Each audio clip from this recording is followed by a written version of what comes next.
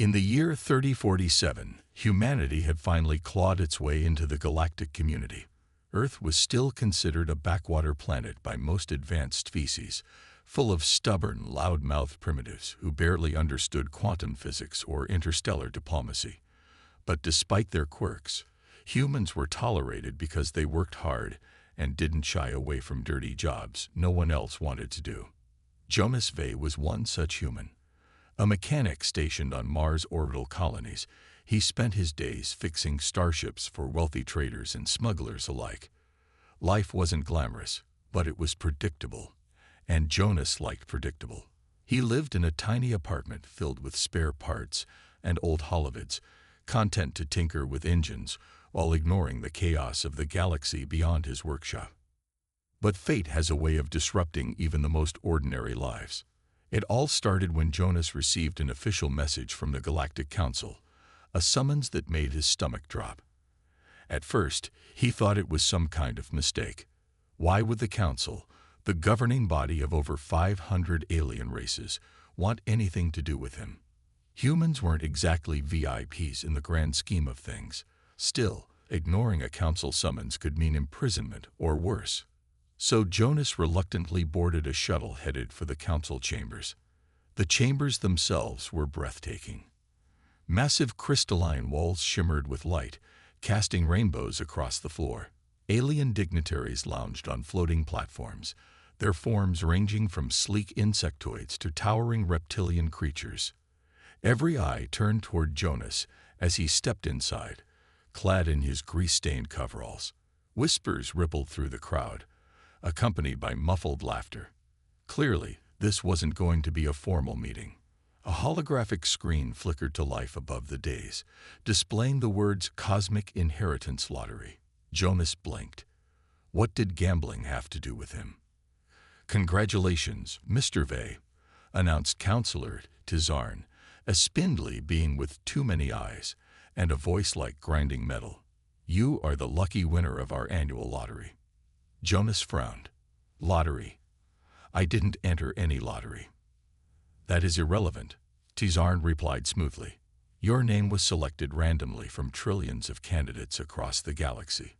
You now inherit the estate of King Zarnok of Cytherian." For a moment, Jonas thought he'd misheard.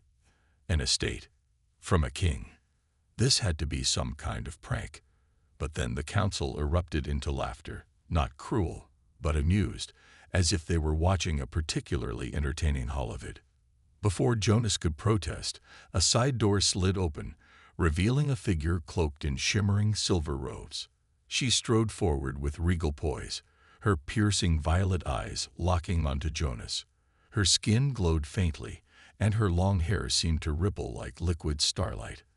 This was Princess Lyria, heir to the throne of Cytherian, or at least she used to be. "My father disowned me," Lyria said coldly, sparing only a glance at Jonas before addressing the council. "And now you've decided to pawn me off on this." Her tone stung, but Jonas couldn't blame her. He felt equally insulted. "Wait a minute," he said, raising his hands defensively.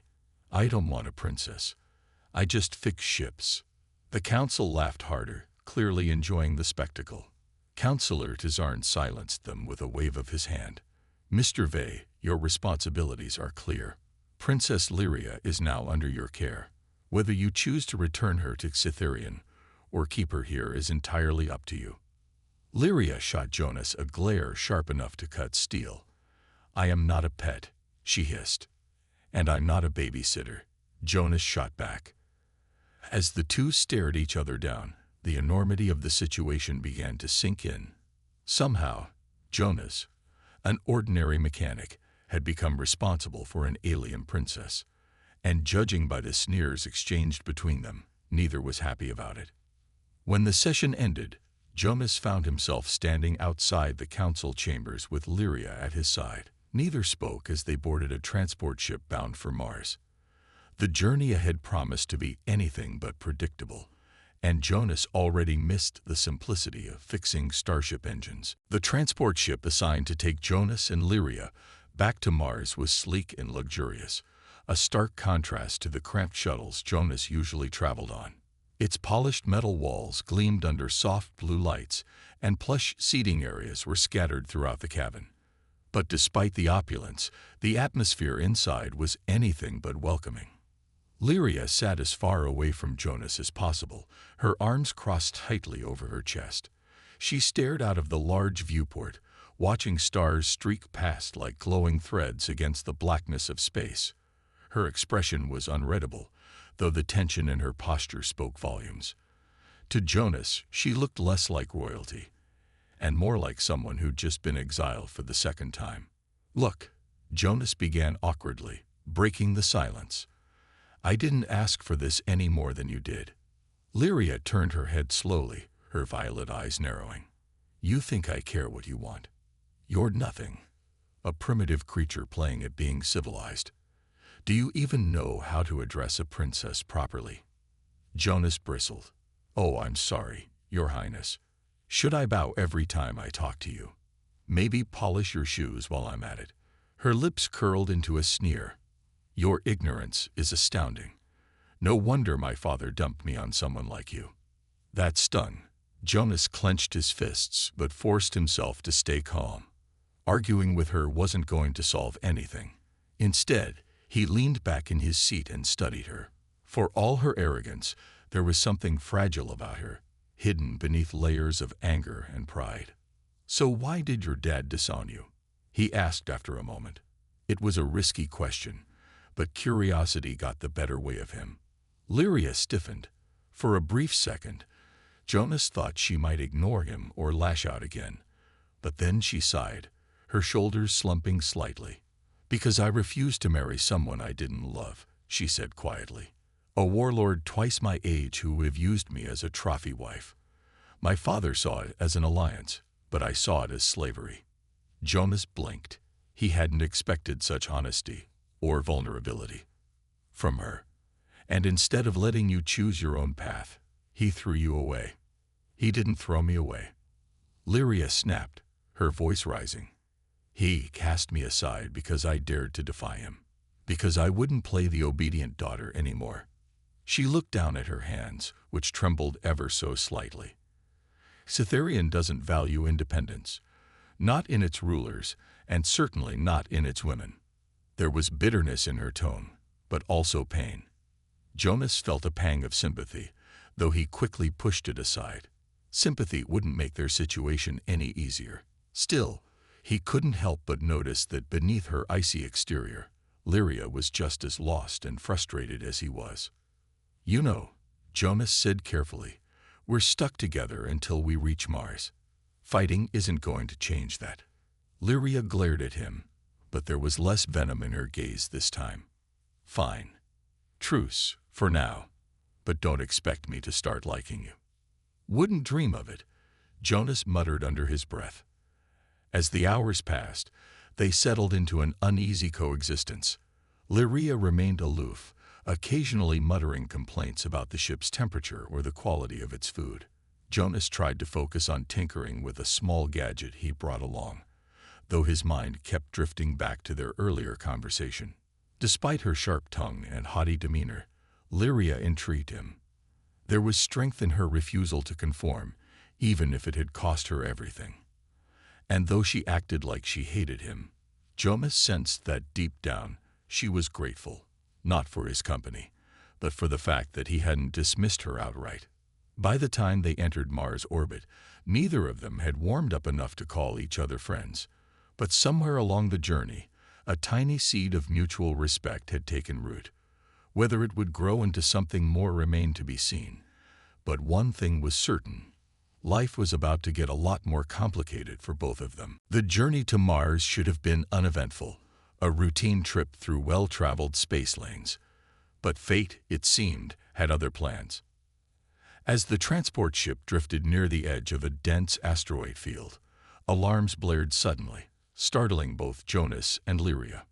Red warning lights flashed across the cabin, casting eerie shadows on the walls.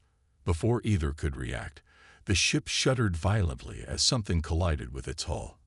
"What's happening?" Jonas shouted, gripping the armrest of his seat. Lyria was already on her feet, moving toward the cockpit with surprising speed. "We're under attack," she said grimly, her voice steady despite the chaos around them. "Pirates." Sure enough, a battered but menacing pirate vessel emerged from behind a nearby asteroid, its weapons trained on their ship. The attackers wasted no time, firing another volley that sent sparks flying in the corridor. Jonas cursed under his breath. He'd heard stories about space pirates, cutthroat scavengers who preyed on unsuspecting travelers, but he never imagined he'd end up facing them himself. "Stay here," Lyria commanded, grabbing a sleek energy blade from a hidden compartment in the wall. Her earlier haughtiness was gone, replaced by fierce determination. "No way," Jonas shot back, scrambling after her. "You don't get to play hero alone." Lyria rolled her eyes but didn't argue further. Together, they made their way to the cargo bay, where the pirates had breached the ship. The scene was chaotic. Smoke filled the air, and sparks rained down from damaged panels.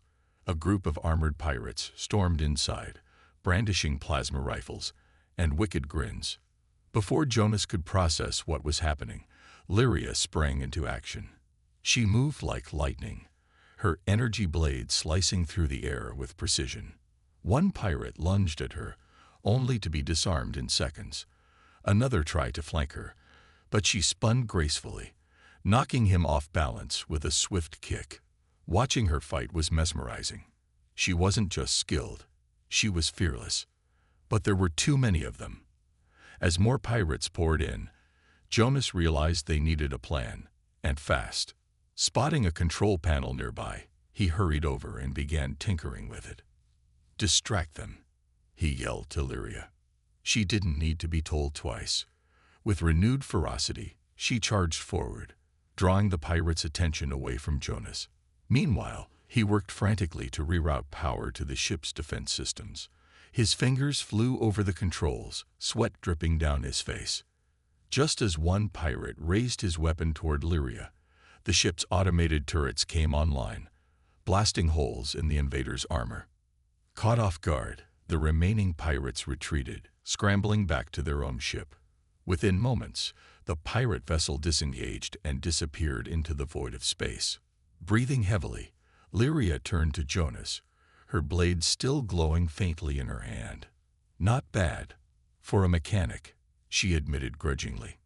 Jonas grinned despite himself, and not bad for a princess. Their victory was short-lived, however.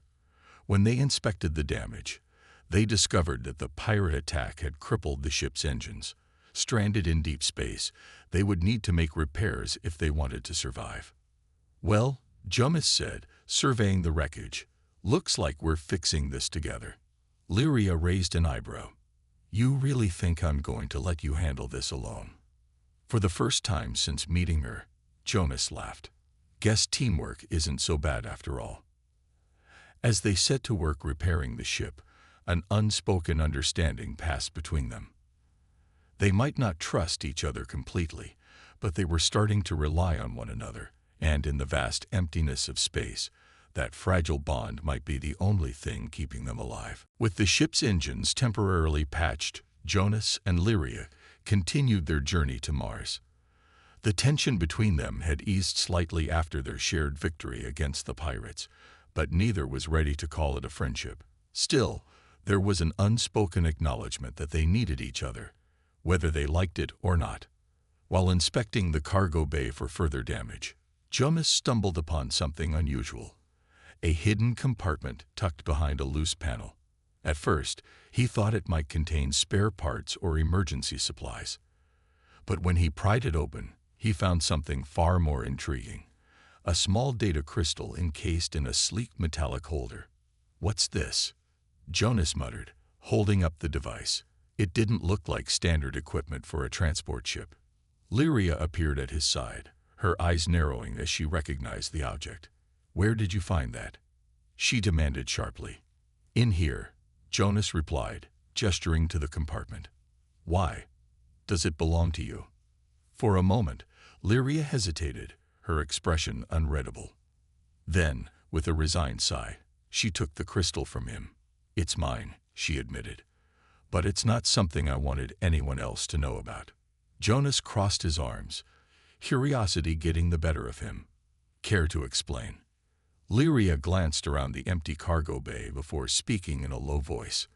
This contains evidence of a conspiracy within my father's court, a plot to overthrow him and seize control of Cytherian. Jonas blinked.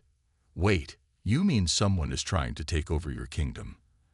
And you've been carrying proof of it around with you? Yes, Lyria said, her tone tinged with frustration. I stole these files before leaving Cytherian. I hoped to expose the traitors someday, but, well, things didn't go according to plan. Jonas frowned. So that's why your dad disowned you. It wasn't just because you refused to marry some warlord. It was because you were onto them. Exactly. Lyria's voice softened, revealing a hint of vulnerability. My defiance made me dangerous. They couldn't risk me exposing the truth, so they painted me as a rebellious disgrace and cast me aside. The revelation hit Jonas hard. He'd assumed Lyria's fall from grace was purely personal, a clash of wills between a stubborn princess and her authoritarian father. But now he saw the bigger picture. She hadn't just lost her family. She'd sacrificed everything to protect her people, even if they didn't realize it. So, what happens now? Jonas asked. You planning to march back home and clear your name? Lyria shook her head. Not yet. Without allies or resources, I'd be walking into a trap. Besides, even if I could prove the conspiracy, the Council would never believe me. Humans may be tolerated in the galaxy, but we're still seen as outsiders. My word alone won't be enough. Jonas scratched the back of his neck, thinking, maybe you don't need to do it alone. I'm no warrior or politician, but I can help. We've already survived pirates together. We can figure this out too. To his surprise, Lyria smiled faintly. It wasn't her usual smirk or glare, but a genuine expression of gratitude. You'd really stick your neck out for me, after everything. I didn't sign up for galactic politics, Jonas said with a shrug. But I also didn't sign up for sitting on the sidelines while bad guys win. If you're serious about taking down these traitors, count me in. For the first time since meeting her, Jonas saw a flicker of hope in Lyria's eyes. She nodded firmly, slipping the data crystal into a secure pocket. Then we'll need a plan, and allies we can trust. As they returned to the main cabin, Jonas felt a strange sense of purpose settle over him. Fixing starships was one thing, but unraveling interstellar conspiracies, that was entirely new territory. Yet somehow he knew this was where he was meant to be, at least for now. Little did they know, their decision to pursue justice would set off a chain reaction that would change both their lives forever. Jonas and Lyria knew they couldn't take on Cytherian's conspirators alone. With nothing but a stolen data crystal and a patched-up transport ship, their chances of success were slim at best. But Jonas had an idea, a risky one. We need help, he said as they sat in the dimly lit cabin, plotting their next move. Someone who knows how to fight dirty and isn't afraid to stick it to the Council. Lyria raised an eyebrow. You're talking about smugglers and rebels. Do you honestly think they'll care about my problems? Not all of them, Jonas admitted. But there's one person who might. Captain Rhea Solis. She used to run smuggling ops near Mars before she turned rebel leader. She owes me a favor. Lyria crossed her arms skeptically. A favor? What kind of favor could a mechanic possibly do for someone like that? Jonas grinned sheepishly. Let's just say I fixed her ship when no one else could, and saved her crew from getting stranded in deep space. Trust me, she doesn't forget debts. Despite her doubts, Lyria agreed to give it a shot. They rerouted their course to meet Rhea at a remote outpost orbiting a dying star. The location was notorious for being a haven for outlaws, mercenaries, and anyone else who wanted to stay off the galactic radar. When they arrived, Jonas led Lyria through the crowded cantina where Rhea was rumored to be hiding. The place was a chaotic mix of species, grizzled bounty hunters haggling over bounties, rogue AIs arguing with organic patrons, and shadowy figures whispering deals in dark corners. At the center of it all sat Rhea Solis, a striking woman with cybernetic enhancements glinting under the neon lights. Her sharp green eyes locked onto Jonas immediately. Well, Rhea drawled, leaning back in her chair. If it isn't Jonas Fay, the man who keeps my engines running smoother than my ex's lies. Who's your fancy friend? This is Princess Lyria of Cytherian, Jonas introduced quickly. And we need your help. Rhea arched an eyebrow, clearly amused. A princess. Now this is interesting. What trouble have you dragged me into this time? Lyria stepped forward, her regal bearing commanding attention, even in such a rough setting. My father's court is plotting against him, and I have evidence to prove it. But without allies, exposing the truth is impossible. Rhea studied her for a moment, then nodded slowly. All right, I'm listening. But why should I risk my neck for some royal drama? Because if the conspiracy succeeds, Lyria replied firmly, it won't stop at Cytherian. The traitors are tied to powerful factions across the galaxy, including the Council. If they gain control, no one will be safe, not even you. Rhea tapped her fingers on the table thoughtfully. Finally, she smirked. You've got guts, princess. All right, I'll help, but not out of loyalty. Call it mutual interest. Over the next few days, Rhea introduced Jonas and Lyria to her crew, a ragtag group of misfits who each brought something unique to the table. There was Kale, a former pirate with unmatched piloting skills. Zin, a rogue AI seeking freedom from corporate servitude. And Mira, a linguist fluent in ancient alien languages who believed the key to dismantling conspiracies lay in forgotten texts. As the team came together, so did Jonas and Lyria's bond. Working side by side, they began to see each other not as burdens, but as partners. Lyria admired Jonas' resourcefulness and unwavering optimism, while Jonas respected Lyria's courage and determination. Their mission was dangerous, and failure meant certain death. But for the first time since winning the cosmic inheritance lottery, Jonas felt like he was exactly where he needed to be, fighting for something bigger than himself.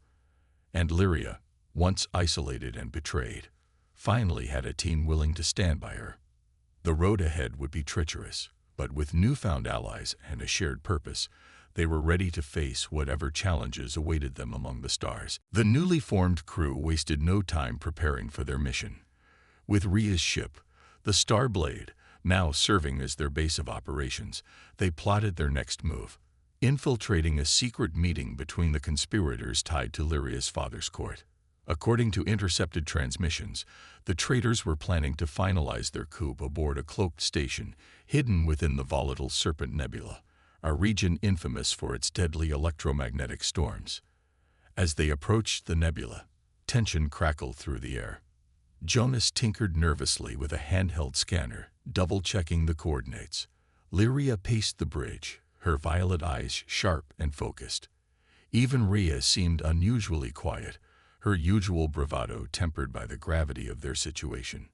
This is suicide, Kale muttered from the pilot's seat, his fingers dancing over the controls as he navigated the treacherous currents of energy swirling around them. One wrong move, and we'll be fried faster than a malfunctioning droid. We don't have a choice, Lyria snapped. If we don't stop them here, they'll march straight into Cytherian and destroy everything. And what makes you think they won't see us coming? Zin chimed in, his holographic form flickering slightly. They're not amateurs. Someone on this ship could already be feeding them intel. The accusation hung heavy in the room, causing everyone to exchange uneasy glances. Trust was fragile among such a diverse group, and paranoia began to creep in. Jonas frowned. Let's not start pointing fingers until we know something for sure. We stick together. That's how we survive. For a while, it seemed like his words had calmed the tension. The team worked in silence, each member focusing on their assigned tasks. But just as they reached the edge of the nebula, disaster struck. An alarm blared, and the ship shuddered violently as a barrage of plasma fire erupted from behind a nearby asteroid. A sleek black cruiser emerged, its weapons trained directly on the starblade. It was a trap, and they had walked right into it. "Who gave away our position?" Rhea barked, her voice laced with fury as she scrambled to evade the enemy fire. Before anyone could answer, another ship appeared, this one belonging to the conspirators themselves. A transmission crackled to life on the main screen, revealing a smug figure, Lord Vaylor, Lyria's uncle and the mastermind behind the conspiracy. "You've been quite troublesome, niece," Vaylor sneered, his golden armor gleaming under the harsh light. "But your little rebellion ends here." Lyria clenched her fists, her face pale with anger. "You betrayed your own family for power. How dare you call yourself loyal?" Vaylor chuckled coldly. "Loyalty is for fools. Now surrender, or watch your friends die." The crew exchanged panicked looks. Outnumbered and outgunned, their chances of survival looked grim. But Jonas refused to give up. Spotting a weak point in the enemy formation, he turned to Rhea. "We can't fight them head-on, but if we disable their lead ship, the others will scatter." Rhea nodded grimly. "Duel, but someone needs to draw their fire while we make our move." Without hesitation, Jonas stepped forward. "I'll do it." "What?" "No," Lyria protested, grabbing his arm. "You'll get yourself killed." "It's the only way," Jonas said firmly, meeting her gaze. "Trust me." Before she could argue further, Jonas grabbed an emergency pod and launched himself toward the enemy fleet. Using makeshift explosives rigged from spare parts, he managed to cripple the lead cruiser, creating chaos among the conspirators. Meanwhile, Rhea and the others seized the opportunity to escape, narrowly avoiding destruction. When Jonas finally returned to the ship, battered but alive, Lyria rushed to him, relief flooding her features. For the first time, she didn't hide her emotions. "Why did you risk your life for me?" she asked softly. Jonas smiled weakly. "Because that's what allies do." Though they survived the ambush, the betrayal left scars. Someone on their team had sold them out, and finding the traitor would be their next challenge. The betrayal in the Serpent Nebula left the crew shaken. Trust, already fragile among such a diverse group, had been shattered. Someone had leaked their plans to Lord Vaylor, and until they uncovered the traitor, every decision felt like walking on thin ice. But time was not on their side. The conspirators were growing bolder, and Lyria knew that if they didn't act soon, her uncle would seize the throne of Cytherian and plunge the galaxy into chaos. "We need proof," Lyria said firmly during an emergency meeting aboard the Starblade. "Something undeniable that exposes Vaylor and his allies. If we can present it to my father, or even the Council, we might still have a chance." "And how do you propose we get that proof?" Rhea asked, leaning back in her chair with arms crossed. "Walking into Cytherian is suicide. Your uncle's spies are everywhere." Lyria hesitated for a moment before speaking. "Then we go undercover, disguised as traitors or diplomats. No one expects a disgraced princess to show up at the palace uninvited." Jonas frowned. "That's risky. One slip-up, and we're dead." "It's our only shot," Lyria replied, her voice steady despite the weight of what she was proposing. "If we don't try, Vaylor wins." After much debate, the team agreed to the plan, but not without precautions. Zin, the rogue AI, hacked into Cytherian's security systems to create fake identities for Jonas and Lyria. Mira used her knowledge of ancient protocols to forge documents that would pass scrutiny. Meanwhile, Kel modified their transport ship to look like a standard merchant vessel, complete with holographic disguises to mask their true appearances. When they arrived at Cytherian, the sight took Jonas's breath away. The planet shimmered like a jewel against the blackness of space, its surface covered in sprawling cities made of crystal and gold. Towering spires reached toward the heavens, and glowing rivers of energy crisscrossed the landscape. It was beautiful and intimidating. Disguised as lowly traders delivering rare goods, Jonas and Lyria navigated the opulent corridors of the royal palace. Every step felt like a gamble. Guards eyed them suspiciously, and courtiers whispered behind ornate fans. Despite the danger, Lyria moved with practiced grace, her regal bearing shining through even under layers of disguise. Their goal was simple: infiltrate the archives, where records of all official communications were stored. Hidden within those files would be evidence of Vaylor's conspiracy, messages, bribes, and secret agreements that could bring him down. As they slipped into the archive chamber, Jonas marveled at the sheer scale of the operation. Holographic shelves stretched endlessly, filled with data crystals glowing faintly in the dim light.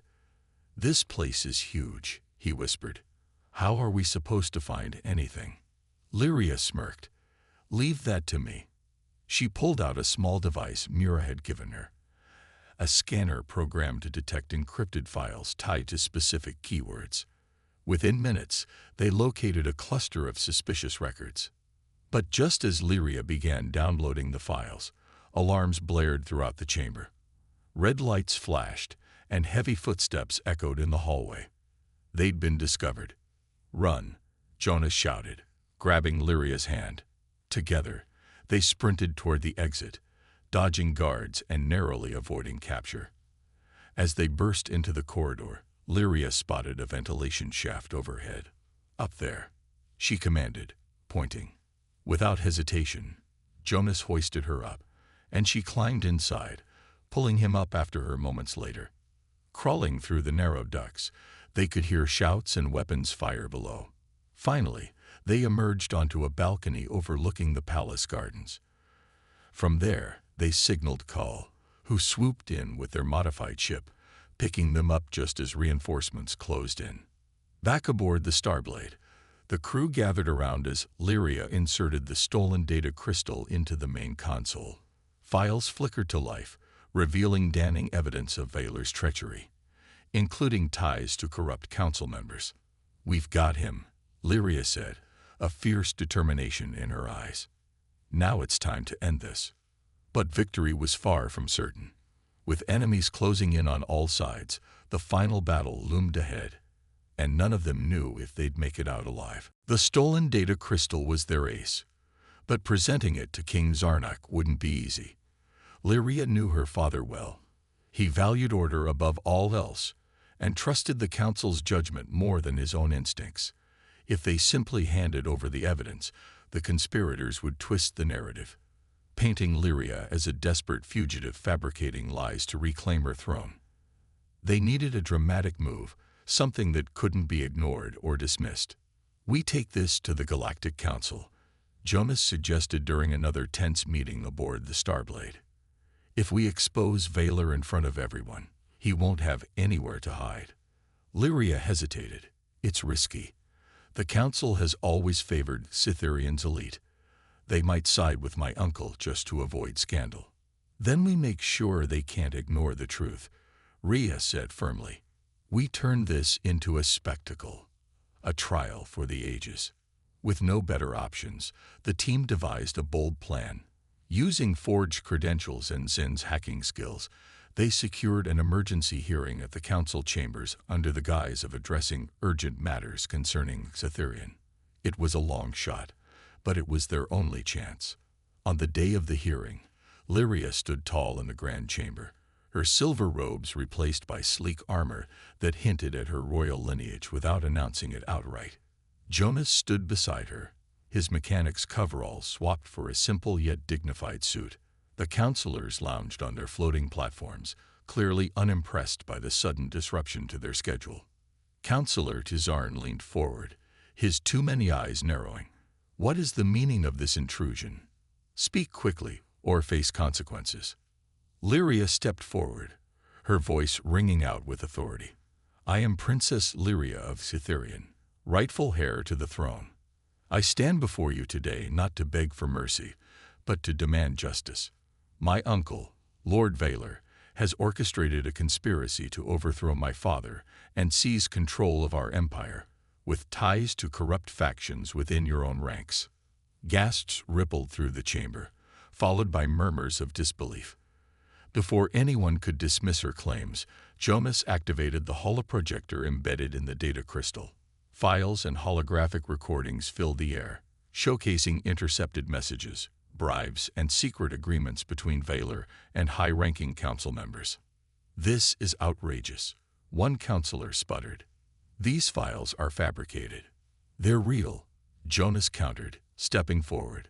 His tone was calm but firm. "I'm just a mechanic from Mars, so maybe you think I don't understand politics. But I know when someone's lying. And these people have been lying to you for years. Look at the evidence. Ask yourselves why Valor went to such lengths to stop us from exposing him." The room fell silent as the counselors reviewed the damning proof. For the first time, cracks appeared in their united front. Some exchanged uneasy glances, while others whispered furiously among themselves. Valor himself arrived moments later, summoned by the commotion. When confronted with the evidence, his composure faltered. "This is slander," he roared, pointing an accusatory finger at Lyria. "She seeks revenge, nothing more." But Lyria didn't back down. "Revenge?" she asked coldly. "No, uncle. This is about protecting my people from traitors like you." As the council deliberated, the tide began to shift. Though many were reluctant to admit wrongdoing, the weight of the evidence forced them to reconsider. A formal investigation was announced, and Valor was placed under arrest pending further inquiry. For the first time in months, hope flickered in Lyria's heart. But as she glanced at Jonas, she realized the fight wasn't over yet. Exposing the conspiracy was only half the battle. Reclaiming her kingdom would require even greater sacrifices. And somewhere in the shadows, unseen enemies still lurked, waiting for their moment to strike. The council's decision to investigate Lord Valor was a victory, but it wasn't enough. While the conspirators were temporarily detained, their allies remained at large, plotting revenge. Within days, chaos erupted across Cytherian as loyalists to Valor launched a full-scale coup. The once peaceful planet descended into turmoil, its skies filled with warships and its streets overrun by armed insurgents. Lyria watched the unfolding disaster from the safety of the Starblade, her fists clenched tightly.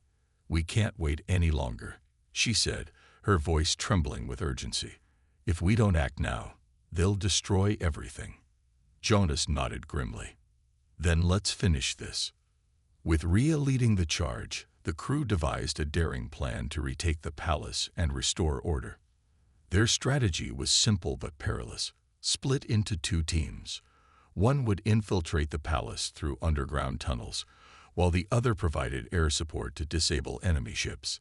It was risky, but with time running out, they had no choice. As they approached Cytherian, the sight was devastating. Fires raged in the capital city, and smoke obscured the glittering spires that had once symbolized peace and prosperity. Enemy fighters swarmed the skies, engaging in brutal dogfights with what remained of King Zarnak's forces. "This is insane," Kale muttered from the pilot's seat as he dodged incoming fire. "Are you sure about this?" "No," Jonas admitted, "but we're doing it anyway." On the ground, Lyria led the infiltration team alongside Jonas and Mira. Clad in stealth suits designed by Zin, they moved silently through the labyrinthine tunnels beneath the palace. Every step felt like walking into a trap, but Lyria refused to falter. This was her home, and she'd fight to protect it, no matter the cost. When they reached the throne room, they found Lord Valor waiting for them, flanked by heavily armed guards. His golden armor gleamed menacingly under the flickering lights, and his expression was one of cold triumph.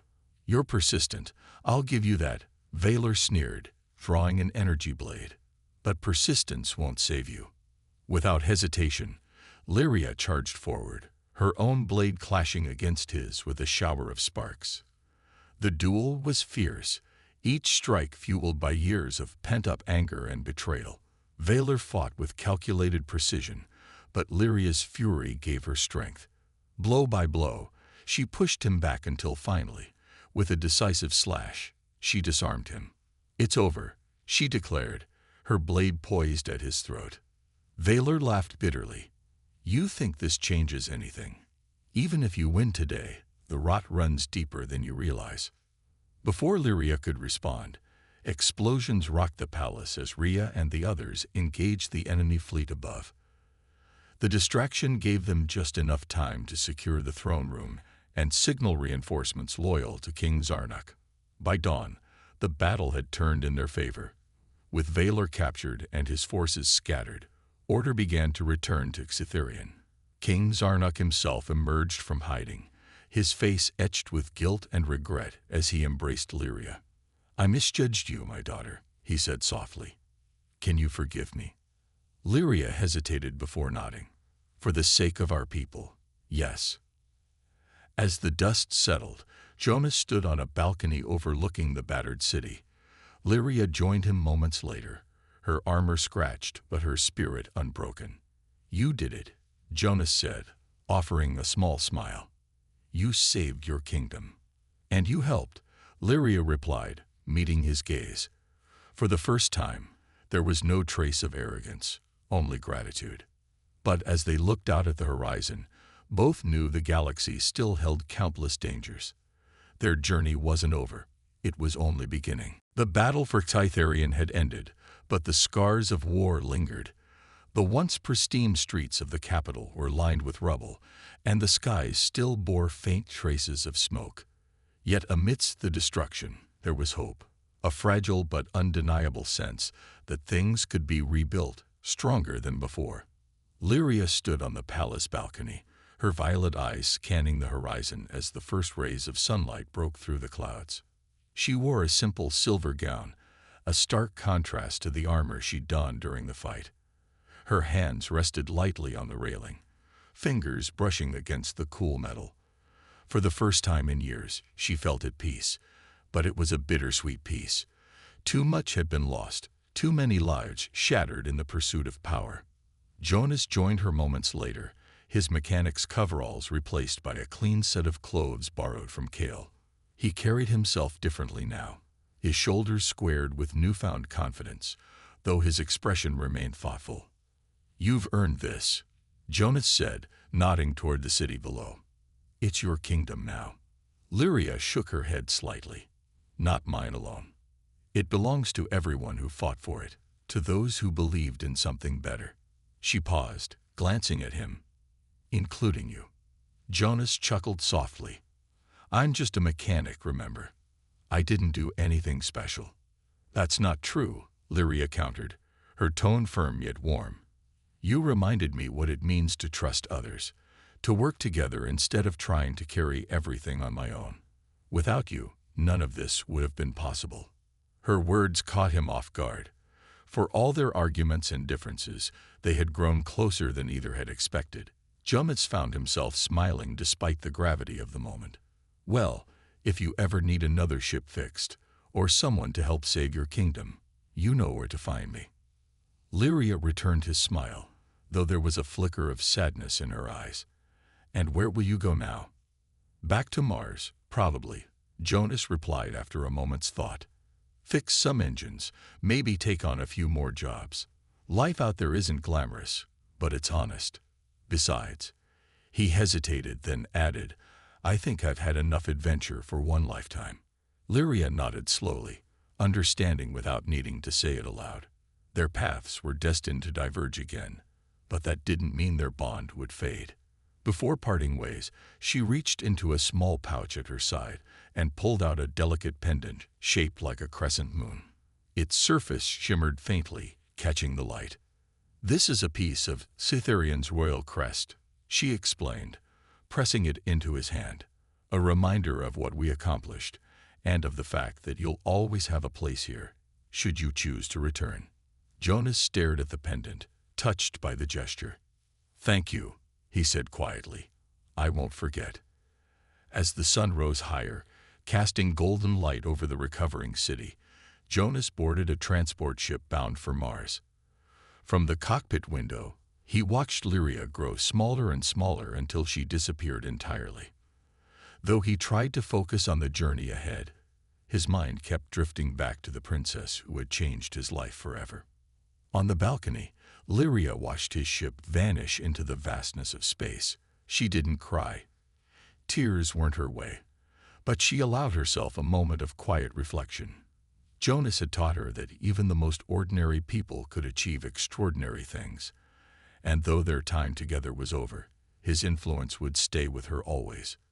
In the weeks that followed, Lyria worked tirelessly to rebuild Cytherian, guided by the lessons she'd learned. Meanwhile, Jonas returned to his workshop, finding comfort in the familiar hum of machinery. But both knew their adventures weren't truly behind them. Somewhere among the stars, new challenges awaited, and when the time came, they would rise to meet them. For now, however, they embraced the calm after the storm, grateful for the bonds they'd forged and the battles they'd won. Together, they had proven that courage, trust, and determination could overcome even the darkest odds. And as long as those qualities endured, the galaxy itself seemed a little brighter.